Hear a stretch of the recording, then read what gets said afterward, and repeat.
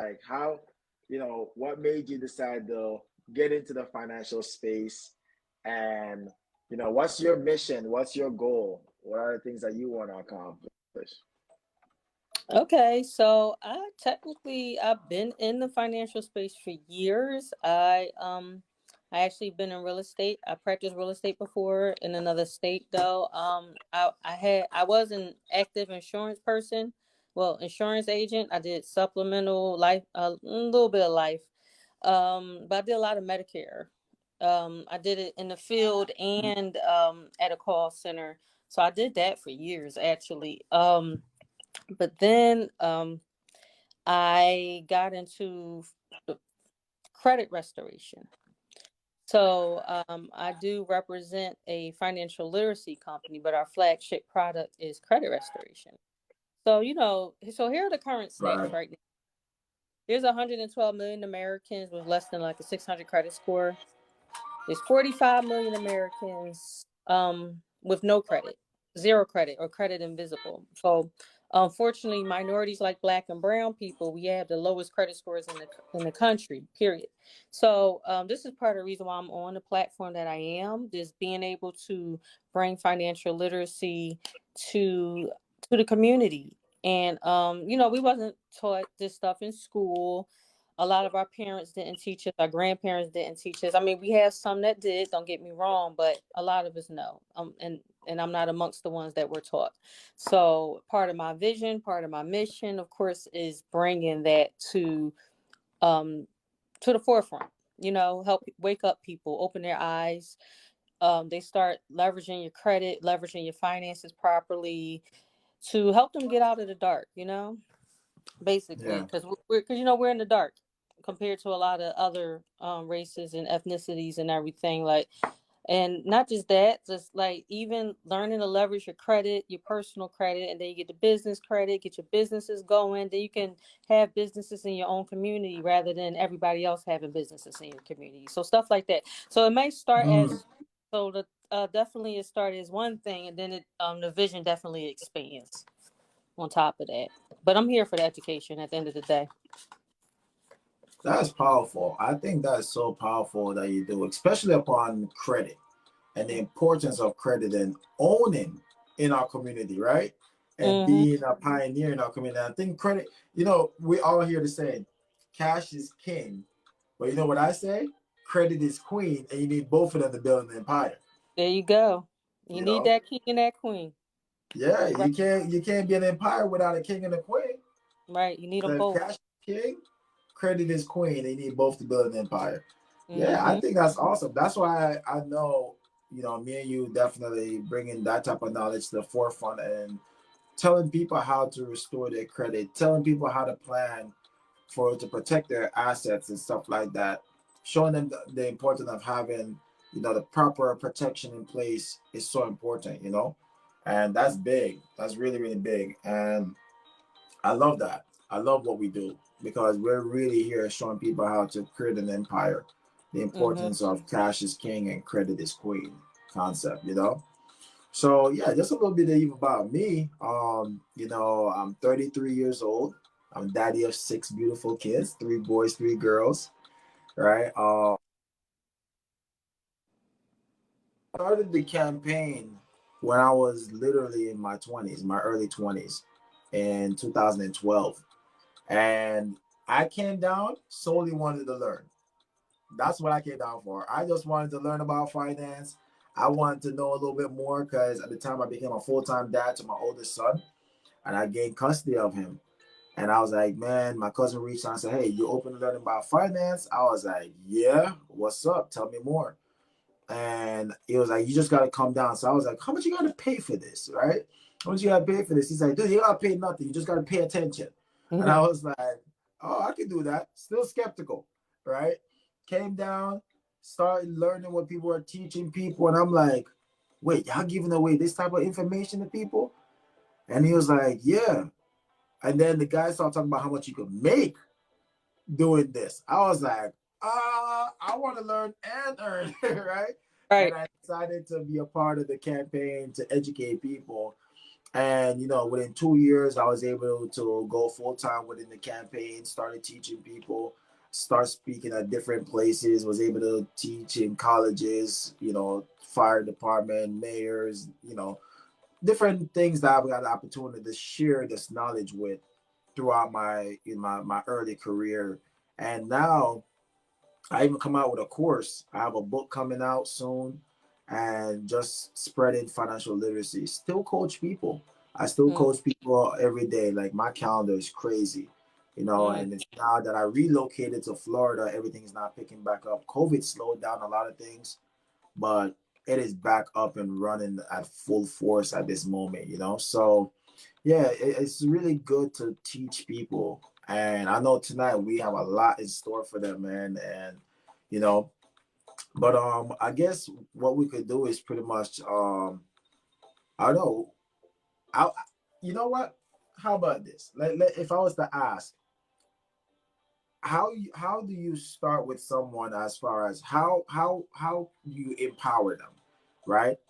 I know you have many skills, and I would love to know, you know, how do you empower them, and how can someone benefit, major. And just so you guys know, this is someone that is could help you in a lot of ways, restore that credit, build up that stability that you need. You need credit for everything. You want to get a car, you need credit. You want to get a house, you need credit. You want to get some credit cards, you need good credit. Okay. You want to get better interest rate, you need credit. Yes. So credit is important. It is very important. So I guess we want to know, from your expertise, how do we build up that credit? What are some of the things that we have to do to really win in the credit field? Number one, it starts with education. And when education, I'm not talking about going to like a formal college or anything. I'm just talking about basic information. Just even knowing how important just paying your bills on time is, because that's the biggest part of your credit. I mean, paying your bills on time is 35% of your credit by itself. Okay. Mm, So then like the next biggest part of credit is utilization, which is based on like what your limits are. And I'm talking more so credit cards. And people think, number one, let me back up a little, because number one, a lot of us are taught that credit cards are the devil, and they're not. Credit cards are the correct. best thing for credit, period. Okay. Because credit cards are actually involved in 100% of building your credit and making your credit what it is for the most part. Like I talk to people that they might have a car, but they don't have no credit card. So um what they end up with is like a whole lot of inquiries on their credit report. Why? Because they don't hardly have any credit. So they have a bunch of inquiries, maybe need a co-signer, a bigger down payment, depending on where they go get their card, but they have no credit card. So credit cards is the number one way to build your credit score. Okay. And it Right. income like 100% of your credit. So I already talked about the 35%, which is just paying your everything on time. Okay.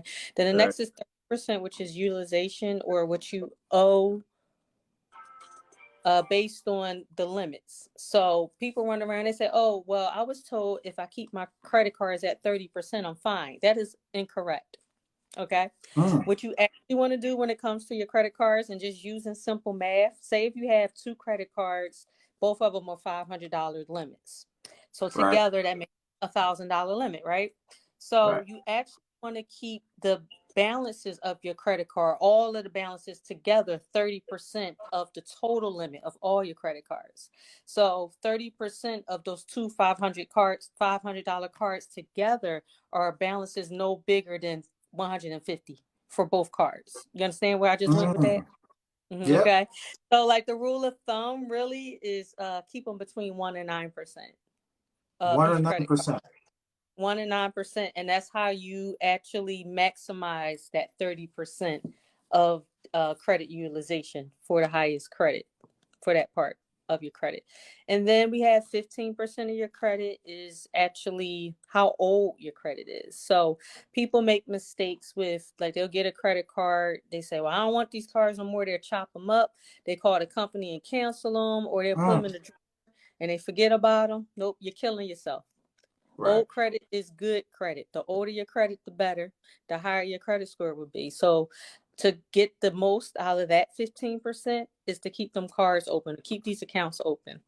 Fun fact, when you pay stuff off, your credit score goes down. Why? What? Yes, because now technically you got to close the account.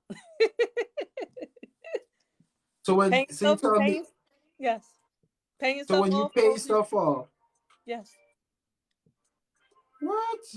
yep. So you got a car you paying on, and you done paid off, and then you're like, yeah, I'm free. I don't have this car no more. Blah blah blah blah blah. And now you see, well, next month, wait a minute, my score done went down 10, 15 points. Why? Because now you have a closed account, even though it's paid off. And even though the car is no longer a liability, it actually decreases your credit because it's a closed account now. Yep. Fun fact for you. I Yeah. didn't know that. Yeah. Yep. Yep. And Wow. then, yep. So another breakdown. Next is the another 10% is when people apply for stuff. If you go somewhere where they do what's called a hard inquiry or a hard pull, Mm-hmm. and it shows up on your credit report, that's actually 10% of your credit. So of course, the least amount of inquiries you have on your credit report, the better. So you want to pretty much keep them down like below 5. And they do fall off like every 2 years, but who wants to wait 2 years? So you keep them low. Plus, you don't want to look desperate. I mean, you can have a high credit score. You can Right. have credit score in the 7s, but if you got 30 inquiries on your credit report, you can get denied something based on who you go to. Yeah, so you want So to you keep those inquiries under 5 every year. so for every hard inquiry, it takes away 10 points. Well, not that it takes away 10 points. The higher the inquiries are, the Yeah. more it takes away. So Oh, as I just stated about people that go buy cars, right? yeah. Bad credit, no credit. I done seen people with inquiries on their credit reports upwards of 50 and 60 inquiries because, another fun fact. What people don't know is if you go into a dealership with bad credit or no credit or very low credit, very little credit, I should say it like that, they're going to run your credit for each lender that they're trying Right. to get you financed for.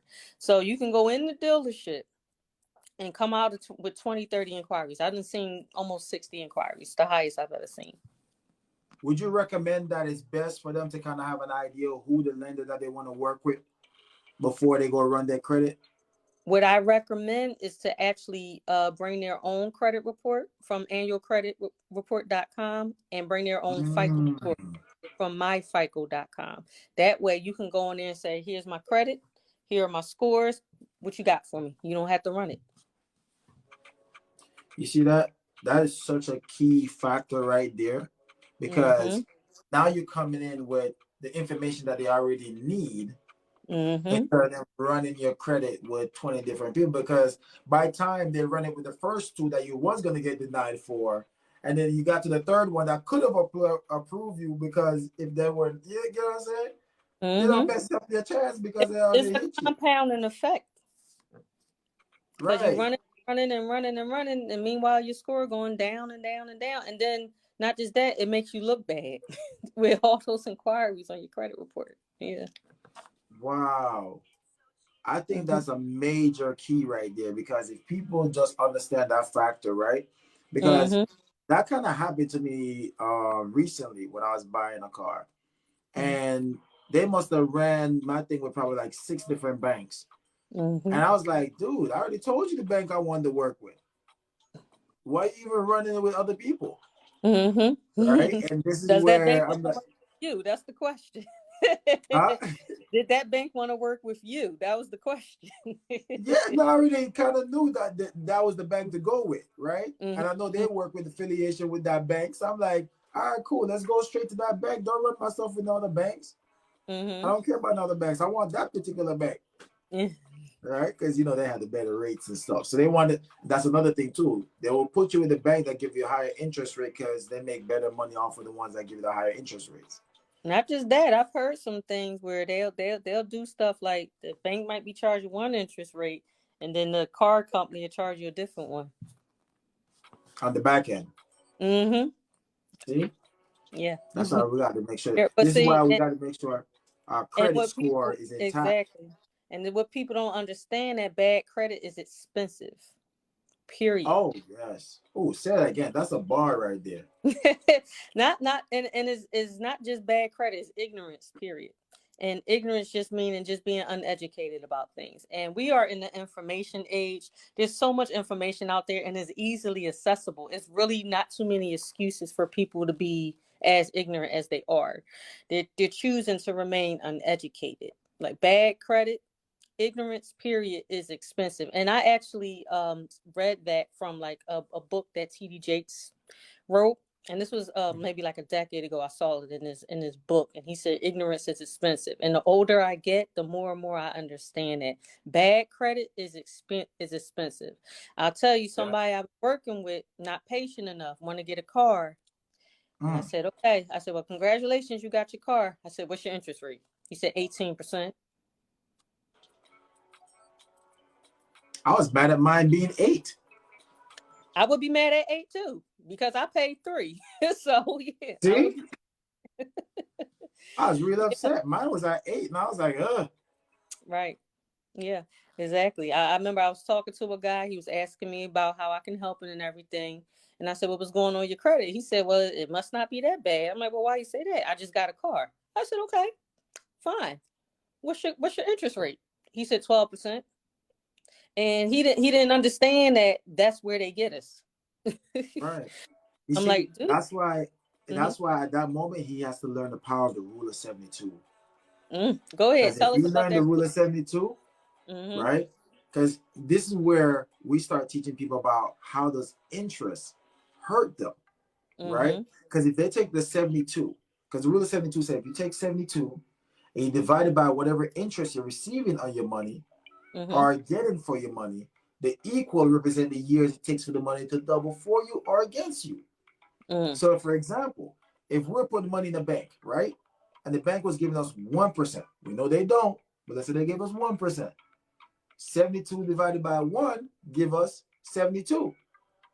So that means it would take us 72 years for $100 to become $200 if the bank was giving you 1%. 72 years and not 72 months. That's That, crazy. so now think about this on the interest rate on a car or a credit card, right?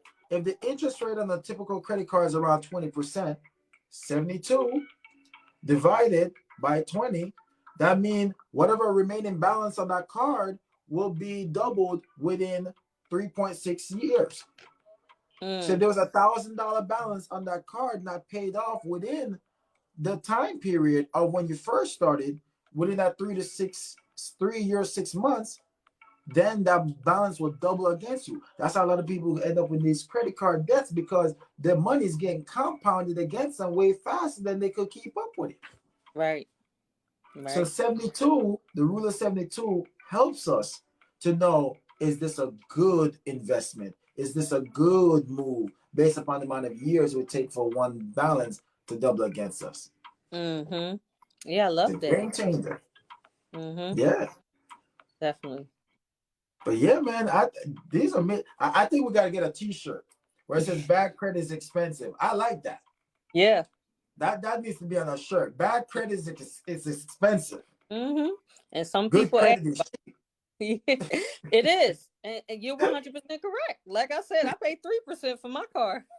yeah, you beat me by 5. Yeah. God. And that's a good idea. Bad credit is expensive.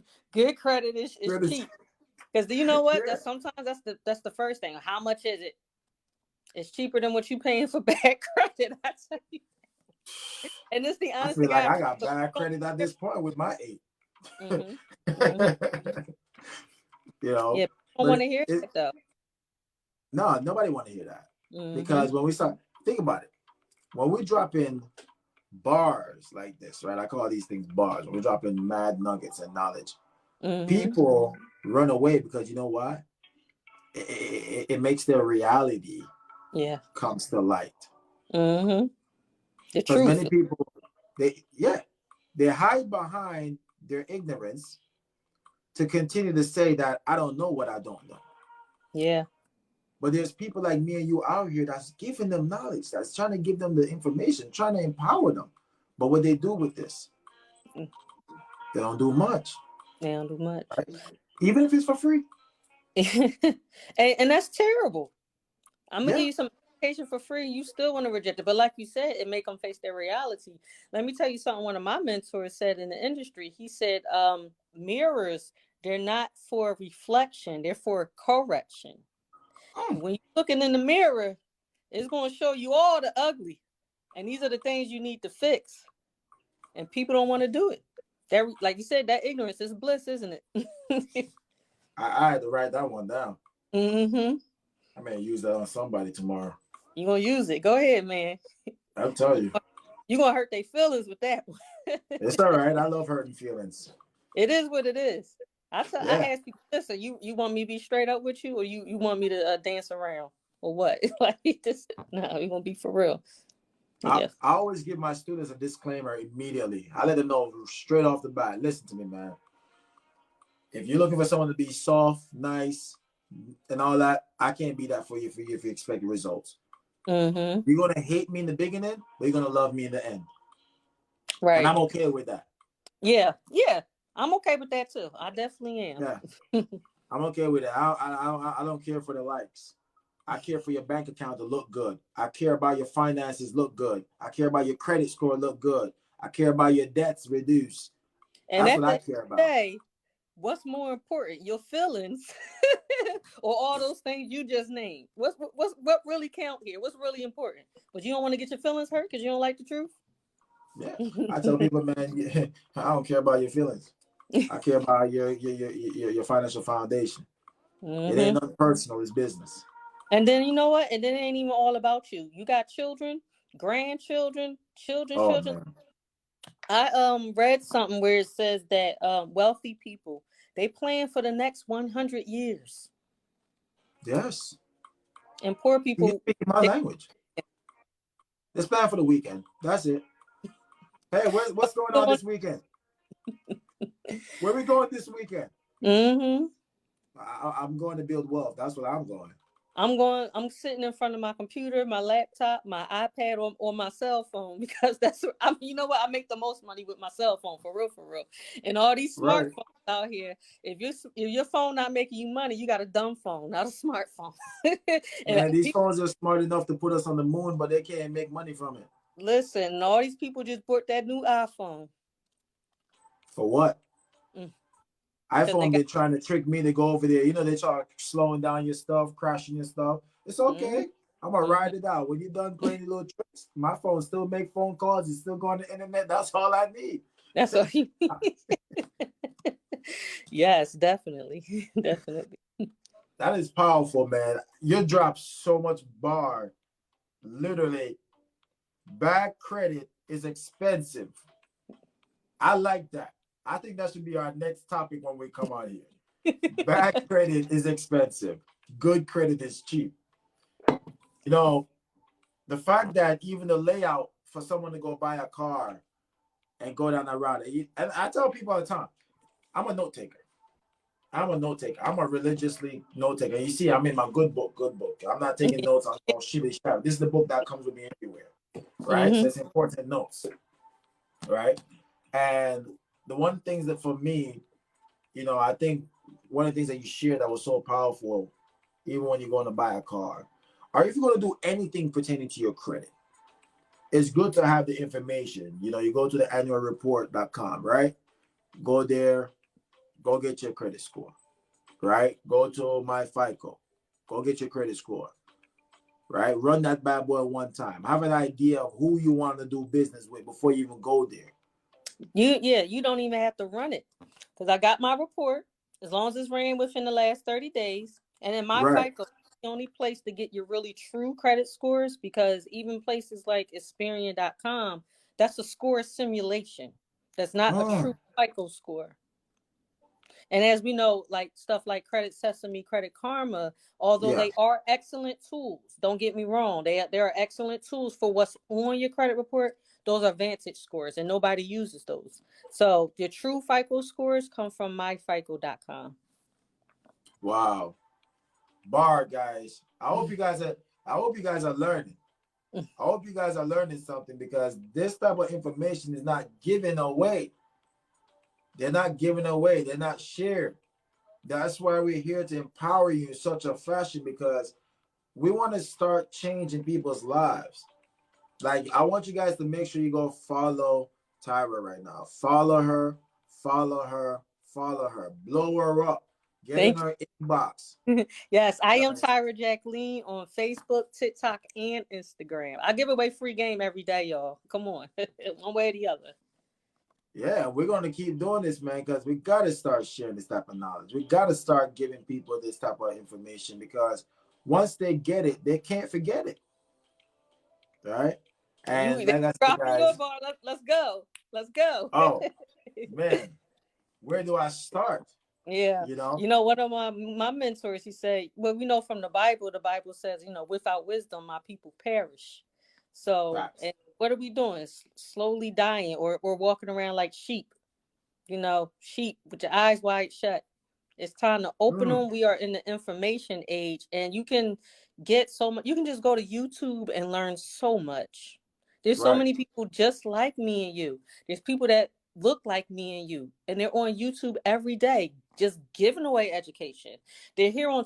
Let me tell you, I fell in love with TikTok, maybe a little too much, but there's so many people on here that just giving the game, and they don't Yeah. mind giving, because they have the heart to give, but then they also know that a lot of people still not going to act on it, and that's sad. And that's the part.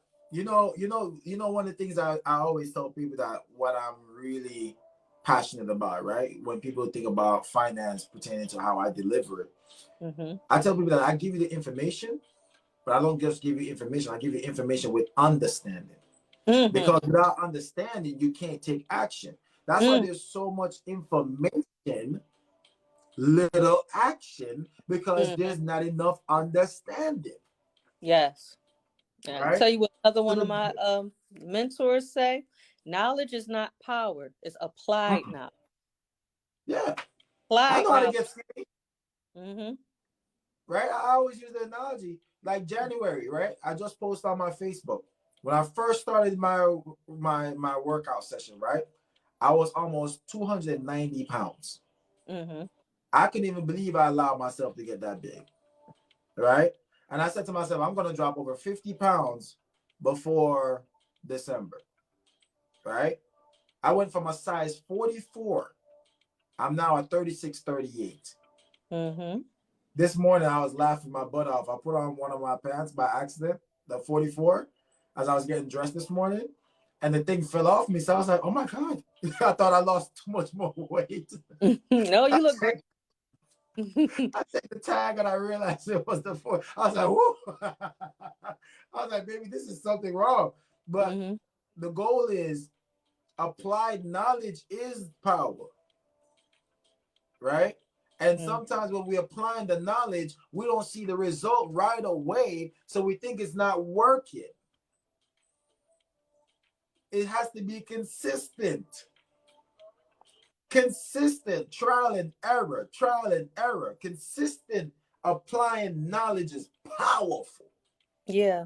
And I'm glad you said talking about trial and error, because people think that if they do something and it doesn't work out, they feel that they're failures and then they don't do it again. But they need to understand is every millionaire, billionaire will tell you failure is a part of success. It's setting you up for your future to be successful. You got to take everything that you learn and formulate it and turn it into success. Like failure is a part of it. Like when I first became a real estate agent, it was right after the bubble burst in 2008.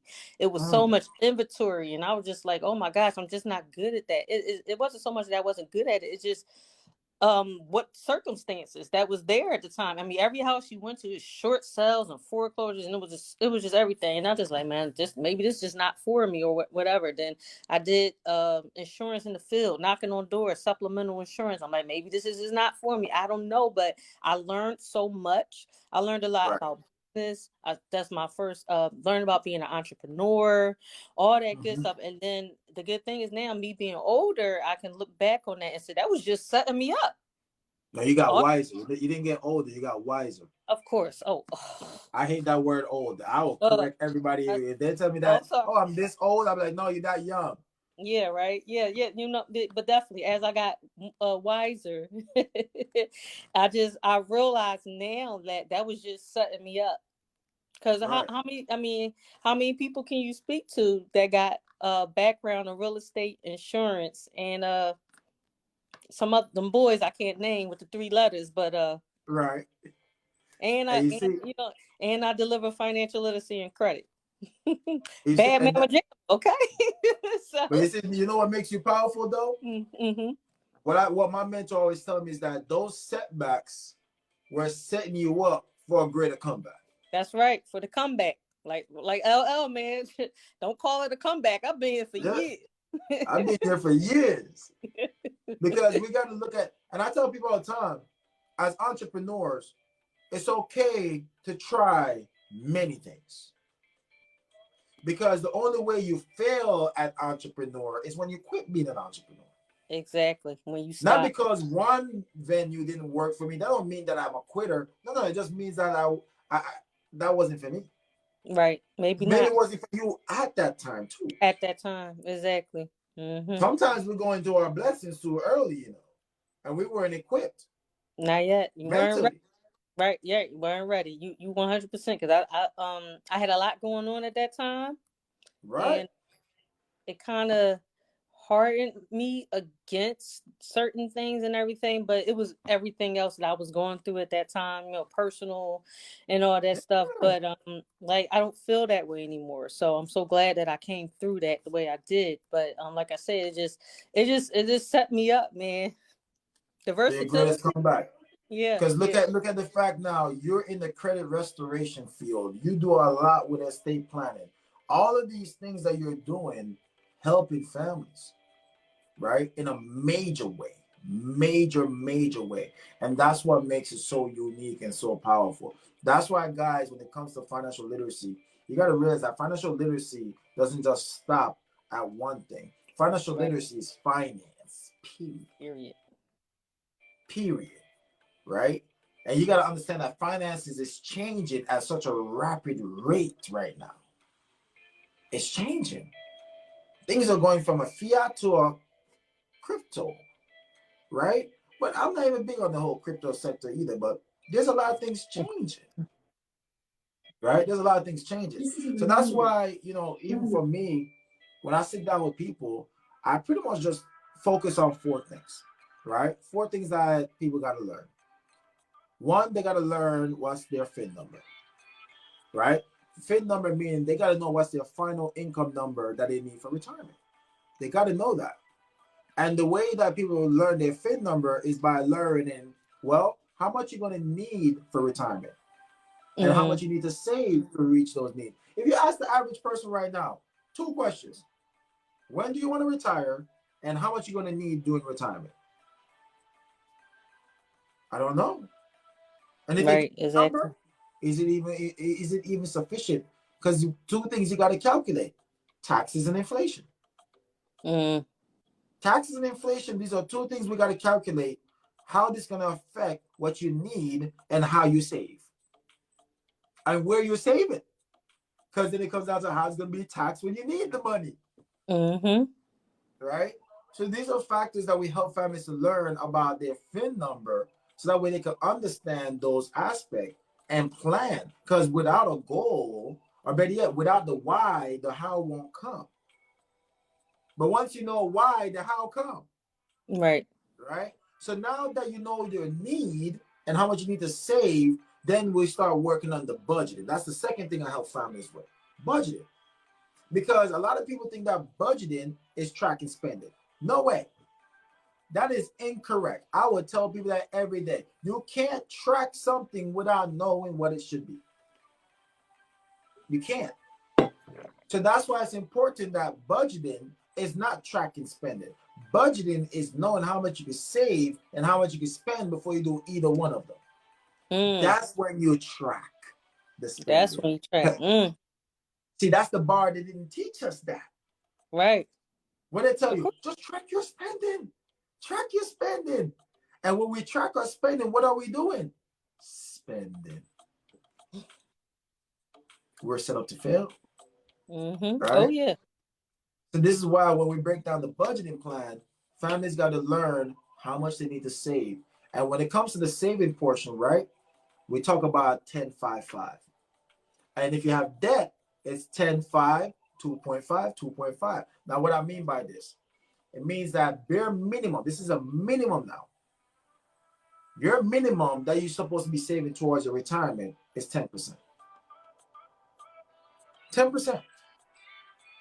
5% is what you put away to your emergency fund. You know, people always ask me, Keon, how much should I be saving towards my emergency fund? They don't know. If you ask the average person right now, how much money should they put away to their emergency fund? It's not a dollar sign, it's a percentage. 5%. Keon, if I don't have any debt, how much money should I be spending on a monthly basis? 5%. But what if you have debt? What if you have debt? Then you split that 5% in half. 2.5 should be going towards paying down your debt using the debt roller program. And then the other 2.5% is your spending budget. That's how we break it down, right? So once they have an understanding of their budget, they know how much they can save, and then they know how much they can spend, so that way they can track both of them. Track your savings, track your spending. Right? Yes. And that's how you track along the line. And then the third thing, we help you create a financial foundation. You gotta have a financial foundation. What we mean by a financial foundation? Well, think about this. How do one know how to put together their finances? Right? We talk about putting together proper protection first. That's the first thing we gotta have, right? So then you say, well, Keon, what am I having proper protection for? 3 events. 3 unexpected events. You know, Tara, when we look at this, right? Can you ever predict when we're gonna die? Never. No. And if you did, don't tell me, because I don't want to know. Right? I don't want to know when I'm gonna die. Let that be a surprise.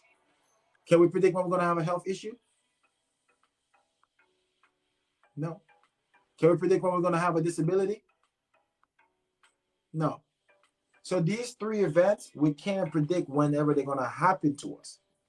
So what we gotta do is have things in place. So we teach families what are those things they need to have in place to have proper protection against those 3 unexpected moments in our lifetime. And then we show them how to start managing their debt, right? Because we have debt. We have a lot of debt. People think that they want to be debt free. I tell people in America, just like you said, paying off your debt will kill you, right? Because if you close those accounts, it's going to kill you. It's about managing the debt. There you go. There's no such thing as being debt free in America if you want to build wealth. Right. You pay off the house clean and dry. Don't pay the taxes. What happened? Bye-bye house. Bye-bye. So there's no such thing as being debt-free in America. It's just that we got to learn how to manage our debt, how to live within our means, how not to create spend over utilization when it comes to our cards, how to stay within our credit, how not to abuse. We got to manage our debt properly, guys, right? And then ultimately, emergency fund. Yes. You know that the average person today does not have, I think they said over 71% of Americans can't handle a $500 unexpected bill. It's right. Yeah. $500. So what does that mean? What must we have? An emergency fund. We got to have at least 3 to 6 months. At least 3 to 6 months of our emergency funds set to the side, right? And that's why we show families why you need to put away that 5%. Put away that 5% every month. Grow your emergency fund until you have that 3 to 6 months set to the side. Once you have that money there, let it sit. If you get to the 6 months, keep going. Get a year. Put a year away emergency fund. Right? Have that money set to the side. So the goal is to get at least 6 months to a year saved up to even be safe. Right? And then Right. ultimately, then you get into investments. That's what we teach family also. But the thing about putting your money, getting into investments is that we got to learn two things before we invest our money. You got to know what's your tax tolerance, and you got to know what's your risk tolerance. What I mean by this, how my money is going to be taxed when I need it? That's what we got to always think about, because there's three ways money get taxed when we need it. I tell people all the time, if you understand taxes, you know where to put your own money. Your money get taxed now, later, and never. Now, later, and never. The problem is that we don't know where the never is. They don't tell us where to put our money and never get taxed. No way. That's a secret. But we teach that. And then when you talk about risk tolerance now, what risk I have to take in order for me to make some money, right? If you look at stocks, you still got to know what's your risk tolerance. If you put your money in, you got to know your risk tolerance. So there's 4 different risk tolerance that we have to learn before saving and investing our money. You got to know, am I conservative? Am I a moderate?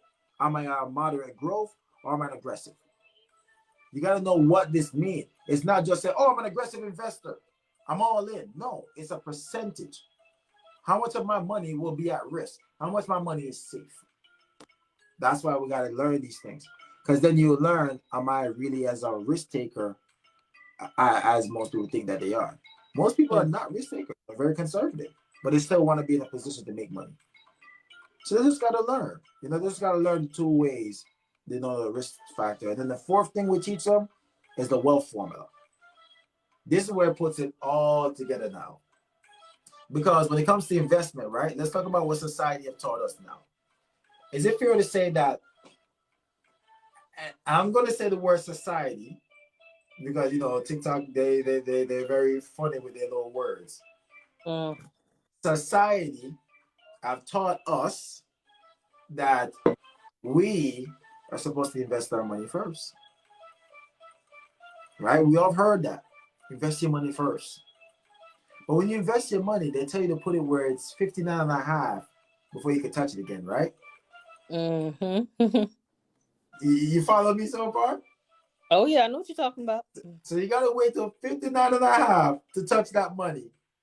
So what happened when emergency happened? Well, you're forced to use your credit cards. And by using your credit card when emergency happens, when I put you back in, debt. Yep. And you spend so much time and money and resources trying to pay off your debt that you forgot to put together proper protection. 4 things that we must learn how to do: make it, save it, grow it, and protect it all at the same time. But society have told us how to build our financial foundation with a roof first. And that's why every time the foundation gets punched, it cracks. It cracks. Wealthy people build their financial foundation from the bottom up: proper protection, manage debt, emergency fund, then they invest. You never hear a rich man use all his principal, and go take a risk. It's always a certain amount of his principal that he will take from to go invest and make some money on. Rich people always ask this: what is the ROI? You hear that a lot from them. What is the ROI? What's the return on my investment if I give you this money? And how's this money going to be taxed when I need that money? If the ROI, you know why they ask for the ROI? It's because if the interest ain't big enough, then the opportunity to beat out inflation and taxes, they're not interested. They care about the interest. Yes. Why do you think the bank give out their money to you at such a high interest, so that way they can make money after inflation and taxes go into it? You dropping them. But listen, Keon, we gonna have to schedule our next session together. Yeah, I think. What's your schedule looking like next week? Let me take a look at my calendars, and I'll let you know. Okay. Absolutely, man. I think I'm glad that we're able to do this because I feel like we're going to empower a lot of people with this knowledge, and we're just going to keep on doing some great things, man. And I'm Hmm. excited. I'm excited as well. Had a good time. Absolutely. So yeah, I look forward to it. Let's keep doing awesome things, and I'll see you on the next one. Yes. All right. Go Have a ahead. good night, guys. All Thanks for tuning in. right. Thank you for everybody Bye. that tuned in. Good night.